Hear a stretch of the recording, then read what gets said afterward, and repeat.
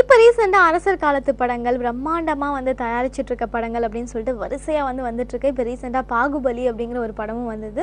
அதை தொடர்ந்து ருத்ரமாதேவி அப்படிங்கிற படமும் வந்து ரிலீஸ்க்காக காத்துட்டு இருக்கு. ஆனா பாகுபலி படம் ரிலீஸ் ஆனதுக்கு அப்புறம் இனி வர அரசர் காலத்து படங்கள் எல்லாத்தையும் வந்து எல்லாருமே ரிலேட் பண்றாங்க. இது மாதிரி பாகுபலி படத்தை மாதிரியே வந்து இந்த படத்தையும் எடுத்திருக்காங்க அப்படின்னு சொல்லிட்டு ரிலேட் பண்ணலாம் ஸ்டார்ட் பண்ணிட்டாங்க.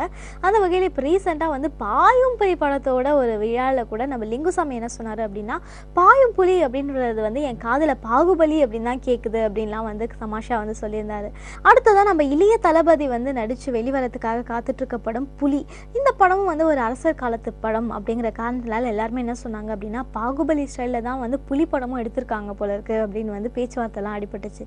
இதை கேட்ட உடனே இந்த படத்தோட ஒளிப்பதிவாளரான நட்டிக்கு வந்து ரொம்பவே கோவம் வந்து அவர் என்ன சொல்லியிருக்காரு அப்படின்னா, இந்த மாதிரி வந்து பாகுபலி புலி இது ரெண்டுமே வந்து வெவ்வேறு கதை, வெவ்வேறு விதமான ஒரு படம், இதை வந்து ஒப்பிடாதீங்க. அது மட்டும் இல்லாமல் பாகுபலி வந்து பெரிய பிரம்மாண்டமாக வந்து முதல்ல எடுத்த படம், அதெல்லாம் வந்து எந்த ஒரு டவுட்டும் இல்லை.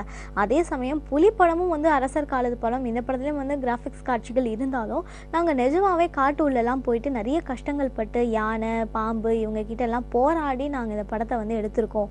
அதனால பாகுபலி புலி இந்த ரெண்டு படத்தையும் வந்து ஒப்பிடாதீங்க அப்படின்றது சொல்லியிருக்காராம் நம்ம நட்டி.